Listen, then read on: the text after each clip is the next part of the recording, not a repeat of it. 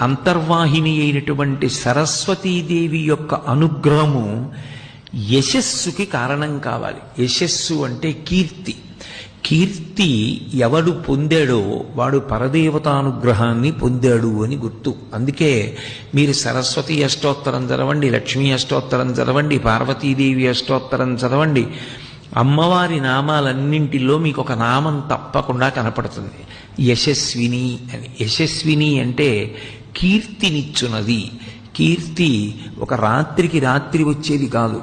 జీవితం అసిధారావ్రతంగా కత్తి అంచు మీద నడిచినట్టు ధర్మానుష్ఠానం చేసి ఎప్పుడెప్పుడు ఎవరికి ఏ ఉపకారం చెయ్యాలో తెలుసుకుని ఆ ఉపకారం చెయ్యడం అలవాటైన వాడెవరున్నాడో, ఎవడు వినయంతో ప్రవర్తిస్తూ ఉంటాడో అటువంటి వాణ్ణి కీర్తి ఆశ్రయించి ఉంటుంది.